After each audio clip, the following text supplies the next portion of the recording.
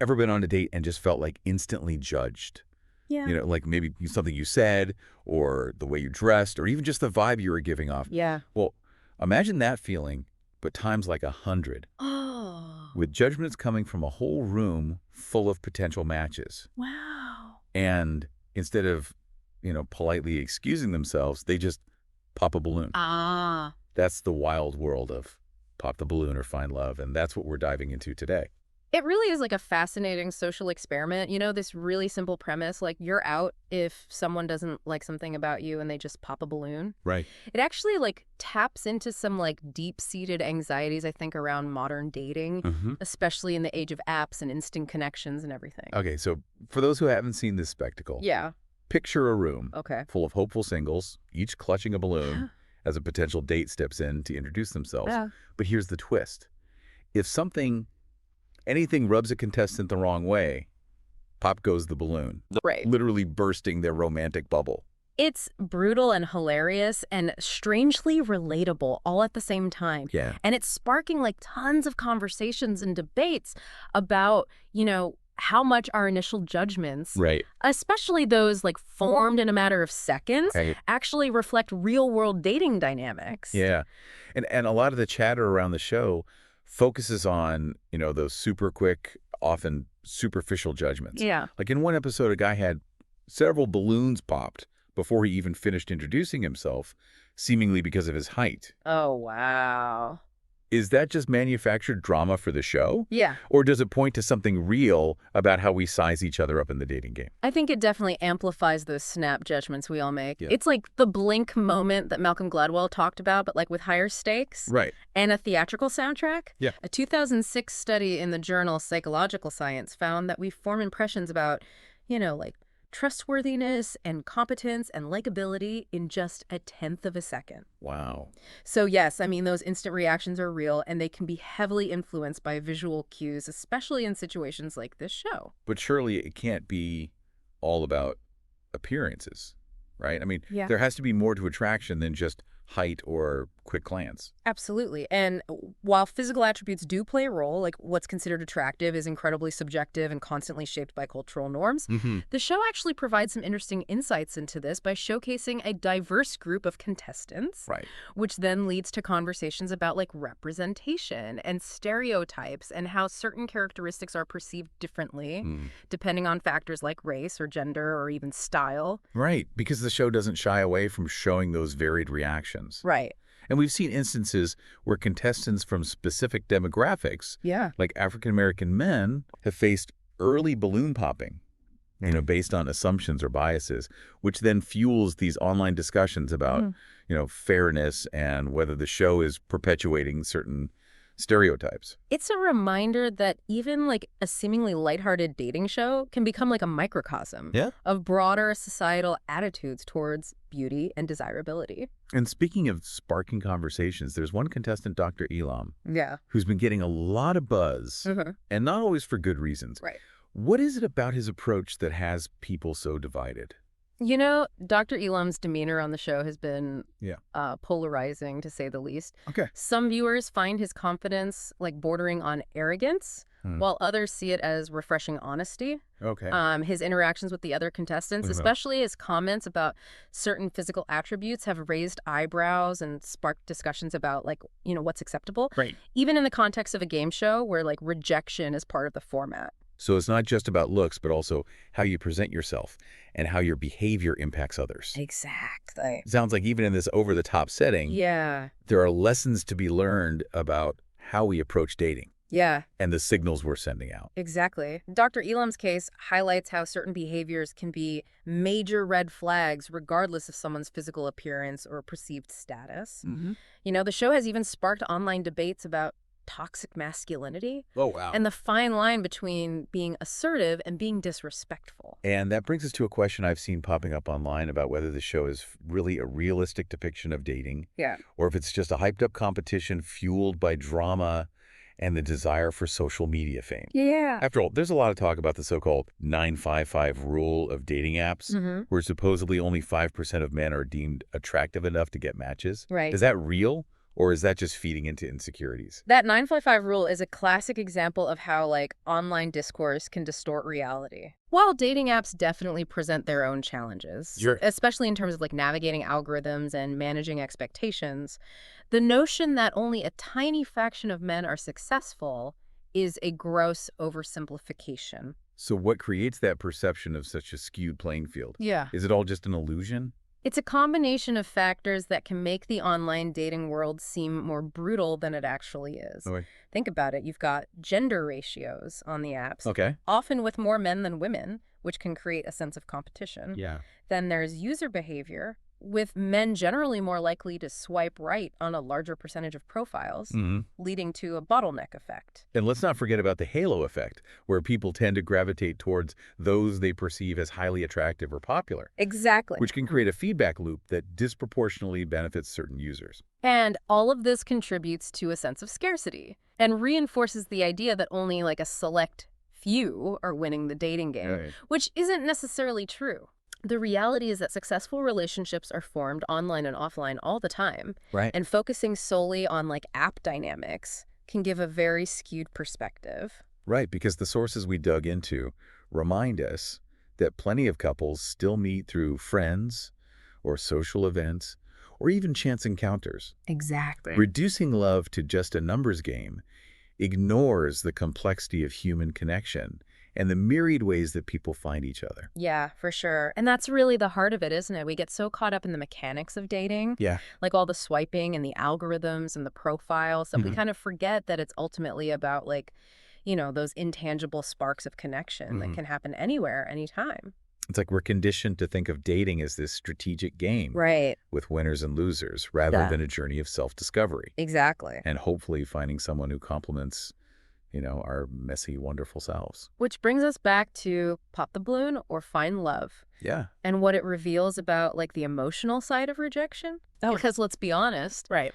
even though it's presented in this like, lighthearted balloon popping way, seeing those balloons burst can be pretty cringeworthy. Oh, absolutely. And you can't help but feel for the contestants getting rejected. And that's what makes it so compelling to watch, right? Right. It's that mix of entertainment Yeah.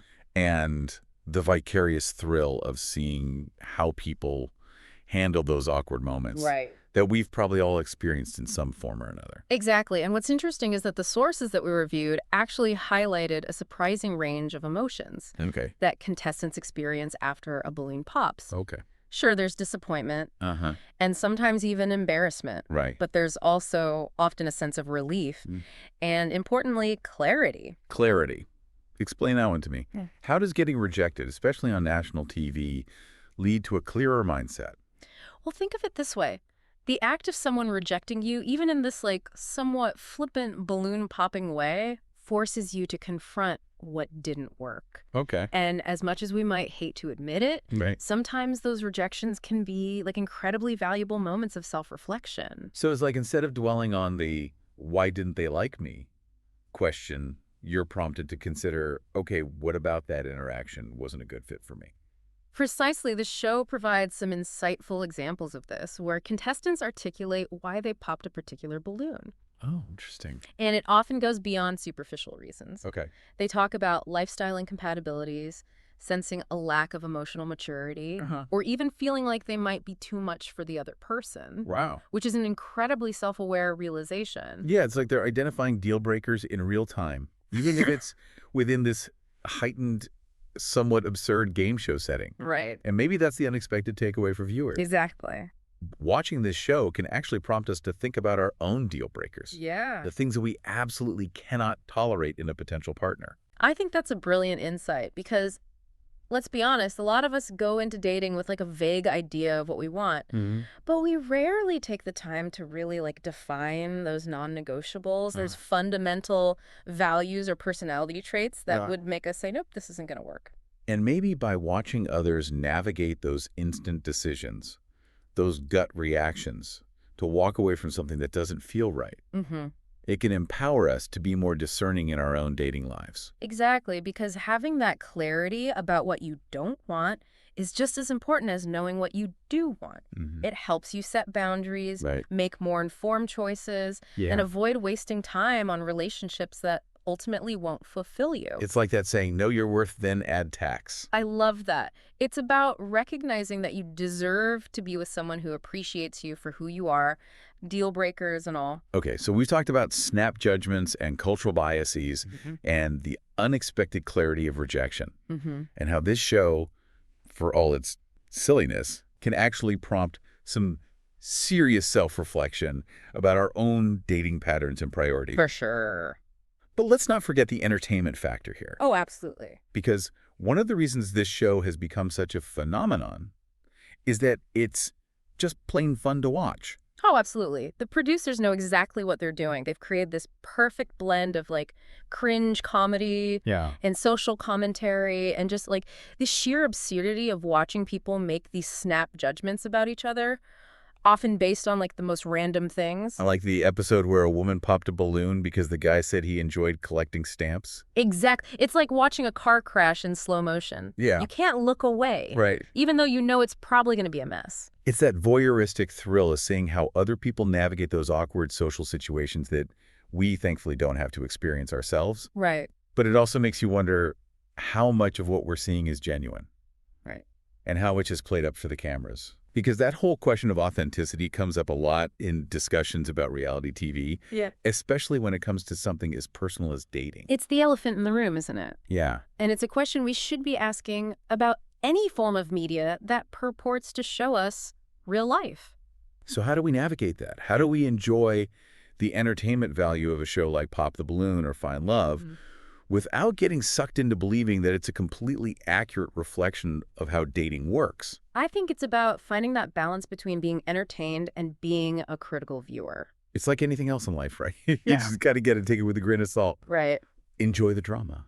Yeah. Laugh at the absurdity, but don't let it shape your entire perception of how dating works. Exactly. Or make you feel like you have to conform to some unrealistic ideal. And I think that's like a super important point to emphasize. Yeah. Because, you know, one of the dangers of shows like this is that they can perpetuate certain myths or anxieties about dating, especially if viewers take everything at face value. Like the idea that you have to be flawlessly attractive or have some over-the-top personality to stand out from the crowd. Yeah.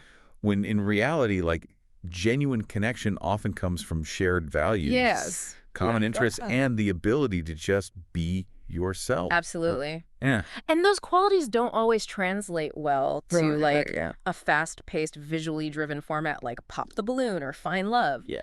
So it's important to remember that, you know, what we're seeing is just a sliver of reality, carefully edited and packaged for entertainment purposes. It's like comparing Instagram to real life. Right. Everyone's presenting their highlight reel, not the messy behind-the-scenes moments that make us human. Exactly. And I think like the key takeaway for viewers is to not let this show or any form of media dictate your own dating journey. Like, don't feel pressured to conform to some unrealistic ideal or to adopt behaviors that don't feel authentic to you. Because ultimately, the goal isn't to win some arbitrary game or to collect as many matches as possible. It's about finding someone who sees you and accepts you and makes you feel good about being yourself. Yes. Balloon popping judgments be damned.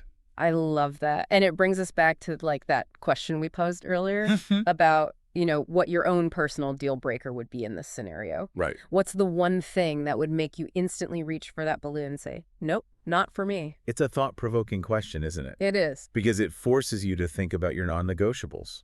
Yeah. Those values or traits that you absolutely will not compromise on, no matter how charming or attractive someone might seem. And sometimes knowing when to walk away is like the most powerful act of self-love. Yeah? It's about setting boundaries, honoring your intuition, and trusting that you deserve to be with someone who aligns with your core values and makes you feel respected and appreciated. It's like choosing to pop your own balloon. Yes. Before someone else gets the chance. It's saying, I'm not waiting around for someone to validate my worth. Exactly. I know what I deserve, and I'm going to create space for that kind of connection to come into my life. Beautifully said. And I think that's like a great note to end on. Yeah.